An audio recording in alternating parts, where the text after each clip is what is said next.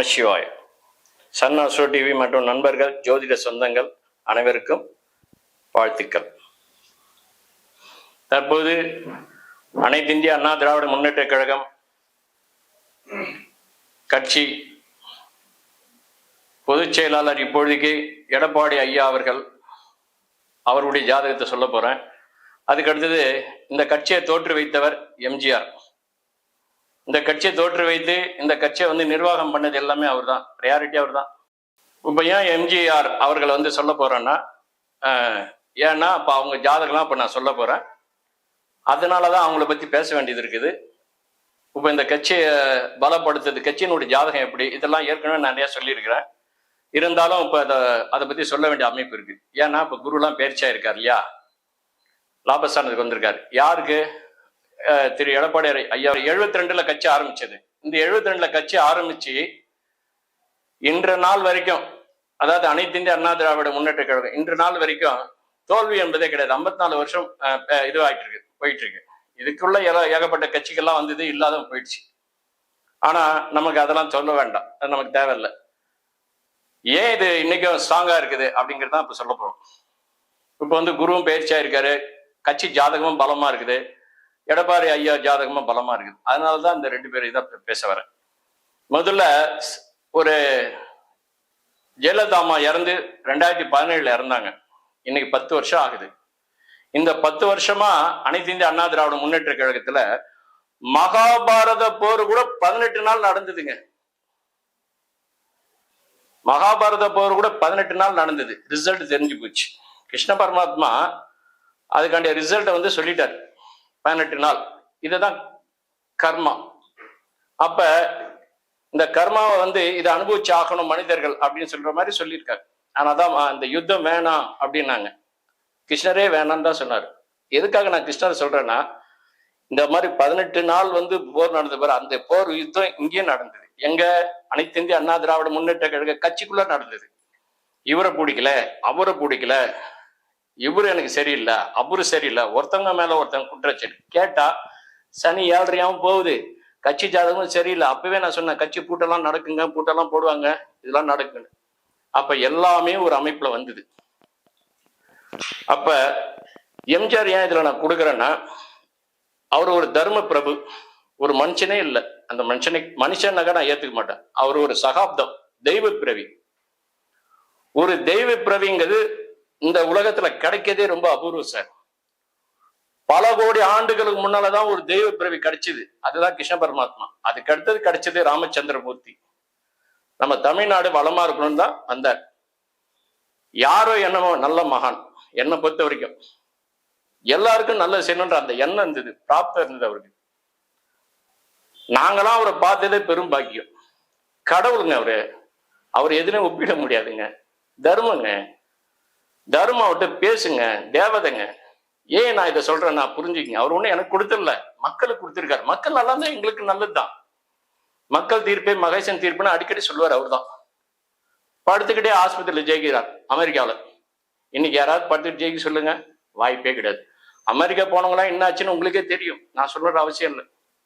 அவர் மட்டும் ஏன் திரும்பி வராரு? தர்மம் சார். ஆனா அந்த கட்சியெல்லாம் உடைக்க முடியாது, ஒரு சின்ன செங்கல்ல கூட பேக்க முடியாது. இதுதான் விதி. அப்ப அவர் இந்த கட்சி ஆரம்பிக்கும் போது மதுரையில கொடி ஏத்தினார். அதுக்கு அடுத்தது கொடி ஏத்துறாங்க யாரு என்னாலும் நமக்கு தெரியாது. அவர் கொடி இன்னைக்கும் மதுரையில பறக்குது. ஏன்னா மும்மூர்த்திகள் ஆட்சி செய்த இடம் அது. சேர சோழ பாண்டியர் நம்ம சொல்றோம் இல்லையா, அந்த மாதிரி இன்னைக்கு இந்த கட்சி தர்மத்தினுடைய அமைப்பாக இருக்கனால தான் இந்த கட்சியை உடைக்க முடியல. ஜெயலலிதா அம்மா கூட நிறைய ஜாதகம் பார்த்திருக்காங்க. அதனால்தான் இந்த கட்சி யாராலும் உடைக்க முடியாது. எனக்கு அடுத்தது 1000 ஆண்டு ஆனாலும் ஒருத்த கட்சி நடத்துவான், இவர் தான் நடத்துவோம்னு சொல்லல, விதி நடத்துன்னு சொல்லிட்டு போயிட்டாங்க. இது எத்தனை பேருக்கு புரிஞ்சது எங்களுக்கு தெரியாது. விதி நடத்தணும் உங்களுக்கு தெரியும். ஏன்னா ஜோடு பாக்குறவங்களுக்கு அந்த விதியை தெரியும், விதி பலன் தெரியும், கர்ம பலன் தெரியும். ஜெயலலிதா அம்மாவுக்கு கர்ம பலன் நல்லா தெரியும். அதனால்தான் 1000 ஆண்டு ஆனாலும் யாராவது ஒருத்தங்க நான் அதிமுக தொண்டர்கள் கட்சி ஆளுவாங்க, இந்த கட்சி நிலையா நிற்கும். ஏன்னா அந்த அம்மா என்னை பொறுத்த வரைக்கும் அரசியல் பத்தினி, தர்ம பத்தினி. இதுதான் உண்மை. அவங்க ஒன்றும் நிறைய புள்ள பெற்றுக்கல, அவங்க ஒன்றும் கல்யாணம் பண்ணிக்கல, எல்லாத்தையும் தூக்கி வாரி அடிச்சுன்னு போகல. எல்லாத்தையும் போட்டுட்டு எப்படி பிறந்தோமோ அந்த மாதிரி வெறும் கையாலே வந்து வெறும் கையோட போயிட்டாங்க. இதுதான் சார் உண்மை. இன்னைக்கு மகாபாரத கணக்கா 18 நாள் போர் நடந்தது இல்லையா, அதே மாதிரி இன்னைக்கு ஏகப்பட்ட பிரச்சனை சார். இன்னைக்குதான் ஓஞ்சிருக்கு. 10 வருஷமா நடந்தது. நான் ஏற்கனவே போட்டுன்னு வந்தேன், குரு பெயர்ச்சி ஆயிட்டா சரியாயிடும், கட்சியோட ஜாதகமும் நல்லா இருக்குங்கன்னு சொல்லிட்டு போன வருஷமே பேசியிருந்தேன் 2025லயே. அது மாதிரி கட்சியும் எல்லாமே வந்து இன்னைக்கு எடப்பாடி கிட்ட வந்தது. அது மாதிரி கட்சியை உடைக்க முடியாது, போனவங்களாம் திருப்பி வருவாங்கன்னு இப்போ 2 தடவை போட்டிருக்கேன். நீங்களே பார்த்துருப்பீங்க, நீங்களே வாழ்த்து சொல்லியிருக்கீங்க. உங்க எல்லாருக்கும் வாழ்த்துக்கள், நீங்களே எனக்கு வாழ்த்து சொல்லியிருக்கீங்க. அது மாதிரி இன்னைக்கு கட்சி பலமாயிடுச்சு. காரணம் என்னன்னா, இதுல ஒரு அமைப்பு சொல்றான் பாருங்க, கர்மயோகின்னு சொல்லிட்டு மகாபாரதத்துல கிருஷ்ண பரமாத்மா சொல்ற, இந்த கர்மம் செய்ய பலன் எதிர்பார்க்காதுன்னு. அப்ப சத்திரிகனான அர்ஜுனா, சத்திரிய வம்சத்துல பிறந்த நீ போரிட தெரியாம நீ போர்க்களத்துக்கு போனினா உன்னைய வந்து உன்னுடைய சந்ததிகள் அசிங்கப்படுத்திடுவாங்க. ஏன்னா உனக்கு கலை தெரியல, வித்தை தெரியலன்றாங்க. ஒரு மன்னன்றவனுக்கு அந்த வில்வித்தெல்லாம் தெரியணும் அப்படின்றதுக்காக சொன்னார், காண்டிபத்தை எடு, எதிரிகளை தாக்குன்னு தான் சொன்னார். உறவுன்னு பார்க்காத, கர்மா இது செய் அப்படின்னு சொல்லிட்டு. ஆனால் தான் மகாபாரதத்துல பகவத்கீதையில கூட 2வது அத்தியாயத்துல 4வது பேராவே போட்டிருக்கோம். அழகா கர்மாவை பத்தி சொல்லுவார், கிருஷ்ணனுக்கு எடுத்து சொல்லுவார். அதாவது பாட்டுல கூட சொல்லுவாங்க, கொலையும் செய்கின்றான் கண்ணன் கூட பாடல்ல கூட வரும் பாருங்க, அது மகாபாரதத்துல சொன்னதுதான். இதே சொல்லுவாங்க. அதாவது அது 3 விதமான கர்மாவை சொல்லுவாரு.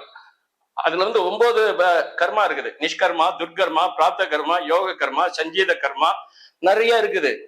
ஆனா இப்ப நம்ம பேச போறது யோக கர்மா, பிராப்த கர்மா, இந்த 2 தான். அதுல துஷ்கர்மான்னு ஒண்ணு இருக்கு, இது 3வது செயல். கர்மா என்பது செயல், 3வது அமைப்பு. ஒரு மனுஷன் என்ன கொண்டு வந்தானோ, என்ன கொண்டு போப்பார்னா அந்த கர்மா அதுக்குள்ளதான் இருக்கு. அப்ப அந்த துர்கர்மாவையும் நிஷ்கர்மாவையும் சம்பந்தப்படுத்தி 9 கர்மாக்களை அப்படியே கூறு போட்டு சொல்றாரு பாருங்க. அதாவது யதா யதாய தர்மசே கிலஹானி பவதே பாரத்ய அத்புதான அதர்மசே ததாத்மகணம் சுஜான்யம் கர்மண்யவாதிகாரஸ்து மாபலே சுகதாட்சணா மா கர்மபலே எதிர்பூமாத்தே சங்கஸ்வா கர்மாணி பரித்ராணாய சாதுனா விநாசாய சா துஷ்கிருதம் தர்ம சாபனாதாய சம்பவாமி யுவே யுவே. அனைத்து ஆன்மாக்களிலும் ஆன்மான் சொல்லக்கூடிய கிருஷ்ண பரமாத்மாவை வழி நடத்துகிறேன், தர்மத்தின் பாதையிலேயே செல்ல வைக்கின்றேன். ஒரு மனிதன் பிறந்தால் அந்த கர்மாவை அவன் முடித்துதான் ஆக வேண்டும். இப்படி வந்து அதுக்குதான் வந்து கடமை செய், பலன் எதிர்பார்க்காத, உன்னுடைய கர்ம பலன்னா அதுதான், நீ வாங்கிட்டு வந்தது இதுதான் அப்படின்ற மாதிரி கர்ம அமைப்பை பிரிச்சு சொல்றாரு ஸ்ரீமன் நாராயணன். இன்னைக்கு நம்ம நாராயணனை பத்தி ஏன் பேசுறோம்னா, இங்க 18 நாள் யுத்தம் நடந்திருக்குது இந்த பூமியில, இந்திய பூமியில. அதே மாதிரி இன்னைக்கு வந்து 18 நாள் நடந்த போர் மாதிரி இன்னைக்கு வந்து 10 வருஷமாவே நடந்துட்டு இருக்கு. இன்னைக்குதான் அந்த கர்மா முடிஞ்சுது. அதனால இனிமேல் அனைத்து இந்திய அண்ணா திராவிட முன்னேற்றங்களும் பலமான ஒரு அமைப்பா வரும். இதுதான் விதி. கட்சியெல்லாம் யாரும் உடைக்க முடியாது. இதுதான். ஏன்னா கட்சியினுடைய ஆழம் எனக்கு நல்லா தெரியும்.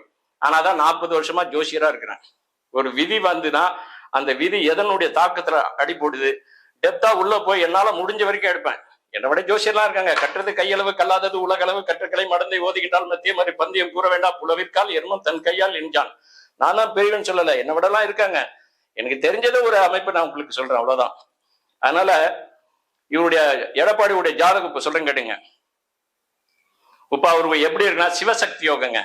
அதாவது இது சிவசக்தி யோகனாக்கா சந்திரனும் சூரியனும் ஒன்னா இணையிறது. இது சாதாரண யோகம் இல்லை, இது அரசியல் தலைவர்களுக்கு எல்லாமே இருக்கும், கலைஞருக்கே இருந்திருக்குது. அதனால அதே மாதிரி ஸ்டாலினுக்கு இருந்திருக்குது. இப்ப திரு ஸ்டாலின் முன்னாள் முதல்வர் இருந்தாருங்களே, அவருக்கு இருந்திருக்குது. ஜெயலலிதா அம்மாவுக்கும் இருந்திருக்கு. இந்த சிவசக்தி யோகம் உள்ளவங்களாம் அரசியல ஒரு நாளாவது முதலமைச்சர் சீட்ல உட்காருவாங்க அப்படின்னு ஒரு விதி. அதுதான் இப்ப இந்த சிவசக்தி யோகத்தை சொல்ல பாருங்க. அதாவது இவருடைய லக்னம் சார் மிதுன லக்னம், லக்னத்துல கேது, சூரியன் 10ல திக்பலம் வாங்கியிருக்காரு. அவரோட யார் இருக்காருனாக்கா சுக்கிரன் இருக்கிறார். அப்ப சூரியன் வந்து லக்னத்துக்கு மறையக்கூடாது, ஆனா இங்க மறைகிறார். ஆட்சி பெற்ற இது உச்சம் பெற்ற சுக்கரனோட மறைகிறார். உச்சம் பெற்ற சுக்கரனோட மறையும் போது மறைவு தோஷம் விளக்கப்படுது, யோகமா ஆகுது. அப்ப இந்த சுக்கரன் யாரு? மிதுன லக்னத்துக்கு 5 கூட பூர புண்ணியாதிபதி. 5, 9 சுபர் பாவராயணம் மிஞ்சு பலன் சொல்லும் சொல்லுமே, அந்த 5, 9 தான் இவரு. அப்ப அந்த சூரியன் மீனத்துல இருந்து சுக்கிரன் மீனத்துல இருக்கார். மீனத்துல உச்சம் பெற்ற சுக்கிரனோட மீனத்துல இருக்கக்கூடிய குரு இவரு அஸ்த நட்சத்திரம் கன்னி ராசி, ராசியை 180 டிகிரில நேருக்கு நேரா பாக்குறாரு. இதுதான் சிவசக்தி யோகம். அதாவது இது எப்படின்னாக்கா பௌர்ணமி யோகமும் சொல்லலாம். இணைஞ்சாலும் சரி, பார்த்தாலும் சரி, 180 டிகிரில நேருக்கு நேரம். அப்ப அந்த சூரியனை சனி இது சந்திரனை பார்த்துக்கிறது பௌர்ணமி யோகம், வெளிச்சம், பவர், அவங்களுக்கு அந்த ஒளி கிடைச்சிருக்குன்னு அர்த்தம். அததான் இந்த இது சொல்ற சிவனு சக்தியும் சிவசக்தி யோகத்தை சொல்ற. எப்படி சொல்ற பாருங்க. கதிருடன் மதியம் கூடி கலந்தொரு ராசியில் நிற்க துதிபெறும் உலகில் வந்தோர் சூட்சம கருவியாலும் அதிமித பாஷானங்கள் அமைத்திடம் வல்லோனாகி விதியுடன் இருக்கும் இன்னொன்று மேன்மையா அறிவுள்ளானேன்னு. அதனால இவருக்கு எந்த அளவுக்கு அறிவு வேலை செய்து பாருங்க. சாதாரணமான அறிவு இல்லைங்க, அது பயங்கரமான அது அணுகுமுறை. அதாவது இதை பத்தி நான் பெருமையை சொல்லணும்னு அவசியம் இல்லை. இந்த ஜாதகத்துல யாருக்கெல்லாம் பலம் இருக்குதோ அவங்களுக்கு தான் சொல்லுவேன். அதாவது சிவசக்தி யோகம் இருக்குனால ஒரு இதை தூக்கி பிடிச்சி நான் சொல்ல வேண்டிய அமைப்பாயிடுச்சு. அதனால இந்த யோகம் உள்ளவங்க எல்லாருமே அரசியல்ல முதன்மையான இருந்துட்டு தான் இருக்காங்க. ரெண்டாவது, இப்ப புதன் தசையில சுக்கிர புத்தி போயிட்டு இருக்கு, யோகமான அமைப்பு. அதாவது அரசியல் என்பது ஒரு கலை, திரையுலகங்கிறது ஒரு கலை. இவர் திரையுலகத்துல இல்ல, அரசியல். இவர் அரசியல்ல வந்திருக்காரு, கட்சியில இருந்தார், அரசியலுக்குள்ள வந்துட்டார். இவருடைய உழைப்பு, இவருடைய அமைப்பு இதெல்லாம் கொண்டு வந்துருச்சு. அதாவது இவருக்கு சாணக்கிய யோகம்னு ஒண்ணு இருக்கு. இந்த சாணக்கிய யோகம் தான் இந்த புதன். ஏன்னா புதன் அறிவு, இதுதான் விதி. அதாவது எப்படின்னா, இந்த சாணக்கிய யோகத்தை எப்பேற்பட்ட ஆளையும் பேசிய கவுத்துடலாம். அந்த மாதிரி இவர் ஒரு தயால குணம். தன்னை நம்பி வந்தாக்கா அதை ஏத்துப்பார். தன்னை எதிர்க்கும் போது அவருடைய வேலையை வேற மாதிரியா கட்டுவார். இதுதான் விதி. ஆனா யாருக்குமே அவரு நல்லவர், யாருக்குமே கெட்டவர்லாம் சொல்ல முடியாது. எல்லாருக்கும் நல்லவராக தான் இருப்பார். நாம அவரை ரொம்ப கஷ்டப்படுத்தும் போதுதான் எல்லாருக்குமே உள்ள இருந்து ஒருத்தர் வேலை செய்வார். அந்த மாதிரி அவருக்கு எல்லாருக்கும் உள்ளதான் அவரு. அதனால அவருக்கும் வலிக்கும், அவருக்கும் அந்த இதெல்லாம் உண்டு. அதனால அந்த தர்மத்தின் பிரகாரம் இதுதான் இது. அதனால சத்தியத்தை மட்டும் வைத்திருந்து ஒன்றும் நடக்காது. சாணக்கியத்தனமும் ஒண்ணு வேணும். அதனால அரசியல்ல சத்தியத்தை மட்டும் நம்பி இருக்கக்கூடாது, சாணக்கியத்தனமும் வேணும். கலைஞருக்கு இருந்து சாணக்கியத்தனம், அதனாலதான் கலைஞர் வென்றார். ஜெயலலிதாவுக்கு இருந்து சாணக்கியத்தனம், அதனாலதான் அவங்க வென்றாங்க. எம்ஜிஆருக்கு சொல்லவே வேணாம், அழகா வேலை செஞ்சது. இவங்களுக்கு இருக்கு, யாருக்கு எடப்பாடியாருக்கு சாணக்கியத்தனம் இருக்குது. சாணக்கியன் யாருன்னா, எந்த ஒரு ஜாதகத்திலும் புதன் வருதா, புதன் சாணக்கியத்தனம். ஏன்னா கலைகளில் வல்லவன். 64 கலைகளுக்கு சுக்கிர அதிபதி. எப்படியா அது மாதிரி புதனுக்கு சுக்கிர நண்பருக்கு புதன்.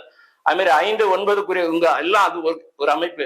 சனி இங்க வக்ரம் பெற்றிருக்காரு. இப்ப சனி வக்ரம் பெற்றிருக்கும் போது இன்னும் ஒரு 2 நாள்ல சனி இப்ப வக்ரமா போறாரு. இந்த வக்ரமா இவருக்கு பாசிட்டிவ். இந்த வக்ரம் கிட்டத்தட்ட ஒரு 5 மாசம் இருக்கும். இந்த 5 மாசம் இவர் போடுன்னு போடுவார். இந்த 5 மாசம் பாருங்க, அரசியலை திருப்பி விடுவார். உங்க எல்லாருக்குமே ஆச்சரியமா இருக்கும். எந்த ஒரு ஜாதகத்துல சனி வக்ர நிலையில இருந்தா அவருக்கு உக்ர யோகத்தை கொடுக்கும். இவருக்கு உக்ர யோகத்தை கொடுக்க போது நீங்க பாருங்க, இவராடா இவருக்கு சொல்லுவீங்க. ஏன்னா இந்த ஜாதகம் இப்படிதான் இருக்குது. அதனால லக்னாதிபதியே இவரு கூட பலமா இருக்காரு. அதனால அவர் தான் தசை நடத்திட்டு இருக்காரு. சுக்கிரனும் பலமா இருக்காரு. அதனால்தான் சுக்கிரன் இந்த லக்னத்துக்கு அவர் 5 கூடையவர். அதனால்தான் 5 கூடையவர், 5, 9 கூடிய சுபர் பாவராயண மிஞ்சி பலன் செய்யணும். இதுதான் சொல்றது. இப்ப இதுல ஒரு எதிர்பாராத ஒரு ட்விஸ்ட் இப்ப நடக்க போகுது. என்னன்னு கேளுங்க. இப்ப சசிகலாவுடைய ஜாதகம் மீன ராசி, ரேவதி நட்சத்திரம். இப்ப இவருடைய ஜாதகம் அந்த ரேவதின்னு சொல்லக்கூடிய புதனுடைய நட்சத்திரம் தான் அங்க இருக்குது. இப்ப அவங்களுக்கு ஜென்ம சனி போகுது. 7.5 சனியில ஜென்ம சனி போகுது. இந்த ஜென்ம சனி அவங்களுக்கு யோக சனி. அதே மாதிரி தசா புத்தியும் அவங்களுக்கு யோகமா இருக்குது. என்னன்னு கேட்டீங்களா, இப்ப அவங்களுக்கு ராகு தசை போயிட்டு இருக்கு. இப்ப இந்த ராகு தசையில நல்லா புரிஞ்சுங்க, இந்த ராகு தசை இந்த நேரத்துக்கு அவங்களுக்கு யோகத்தை கொடுக்குது. முதல்ல அவங்க 18 வருஷத்துல 9 வருஷம் அவங்களுக்கு பாதகத்தை கொடுத்தது. எப்பயுமே ராகு 2ஆ பிரிச்சுக்கணும். முதல்ல பாதகத்தை கொடுத்தனா பின்னால யோகத்தை கொடுக்கும், முதல்ல யோகத்தை கொடுத்தனா பின்னால பாதகத்தை கொடுக்கும். முதல்ல அவங்களுக்கு பாதகத்தை கொடுத்துருச்சு. அதனாலதான் அவங்க சிறைச்சாலை, வம்பு, வழக்கு, தேவையில்லாத எல்லாமே அவங்க அனுபவிக்கக்கூடிய சூழ்நிலை உருவாச்சு. இப்ப அந்த ராகு அந்த 18 வருஷத்துல 9 வருஷத்தை கழிச்சிடுங்க. இன்னொரு 9 வருஷம் இப்ப உள்ள வருது. இப்ப 7.5 சனி போயிட்டு இருக்கு, ஜென்ம சனி போயிட்டு இருக்கு. சனியில 4 சனி இருக்குது. அதாவது மங்கு சனி, பொங்கு சனி, கொங்கு சனி, மரண சனி. இப்ப அவங்களுக்கு கொங்கு சனி போயிட்டு இருக்கு. கொங்கு சனின்னா ஒரு வார்த்தை சொல்லுவாங்க, நீ எந்த நாட்டு கொங்குடா எப்பா அப்படி நின்னா பெரிய கொங்கா அப்படின்வாங்க. அந்த மாதிரி அந்த இதை கொண்டு வருது. அவங்க இப்ப இது வரைக்கும் எல்லாருக்கும் இவங்களால எல்லாரும் அனுபவிச்சாங்க. இனிமேல் அவங்களுடைய அமைப்பே மாத்திருச்சு இந்த கிரகங்கள். இனிமேல் நீங்க பார்க்க போற அந்த முகமே வேற. அவங்களே இப்ப அதிமுகக்குள்ள வர மாதிரி கிரகங்கள் உருவாக்கிட்டு இருக்கு. கண்டிப்பா வருவாங்க. 2வது டிடி தினகரன் அவர்கள் கட்சி அதிமுக இணைப்பார். இது உறுதி உறுதி. இரண்டாவது, சசிகலா டிடி தினகரன் வர்றதுனால இந்த கட்சி அசுர பலம் பெற போகிறது. மீண்டும் ஒரு தடவை சொல்றேன், அசுர பலம் பெற போகிறது. இதுக்கு காரணகத்தா யாருன்னா, இவரு ஜாதகத்துல சனி, சனிக்கு எதிரி யாருமே கிடையாது. சனிக்கு எதிரி சனியே. அதனாலதான் சனி கொடுத்தார் எவர் தடுத்தார்னு ஒரு விதி இருக்கு. இப்ப சனி கொடுக்கிறார் யாருக்கு? எடப்பாடியாருக்கு. சனியே உள்ள வரும்பொழுது சனியை விட பகைமை யாருமே கிடையாது. சனிதான் பவர்ஃபுல். சனியை எதிர்க்கிறதுக்கு உலகத்துல சிவனே கிடையாது சார், மும்மூர்த்திகளே கிடையாது. ஆனா பிரம்மா தலைவே சனி பகவான் கொய்தார். ஏன் தெரியுங்களா? சிவனுடைய திருமுடியை பாக்குற தலகனை பிடிச்சி ஆடினார். ஆனாதான் 5 தலையில ஒரு தலையை புடுங்கினார்.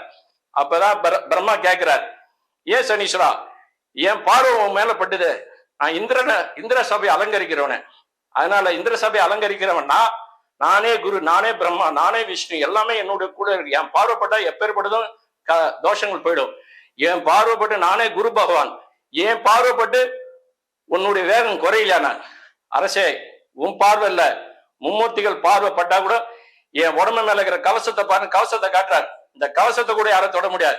யாம் ஜஸ்டிஸ், இயற்கை நீதி, தர்மத்தின் வாயிலா தான் நான் வந்திருக்கேன். அதனால என்னுடைய கர்ம பலனை யாரும் தடுக்க முடியாது, நான் கொடுத்தே தீர்வேன், இதான் விதி அப்படின்னு ஒரு வார்த்தை சொல்லும்போது பிரம்மாவே பயந்துடுறார். இப்படிப்பட்ட ஒரு சக்தியான, ஆனாதான் சிவனாக இருந்தாலும் திருவோடு கொடுப்பார். விதிக்கு எவரும் தப்புவதில்லை, காலத்தை எவரும் வெல்லுவதில்லை, ஈசனை தவிர. கர்மா, நிஷ்கர்மா, துர்கர்மா, நாம் வாழ்ந்தது என்ன கர்மாவோ அதை நம்ம அனுபவிச்சுதான் ஆகணும். ஓம் நம சிவாய.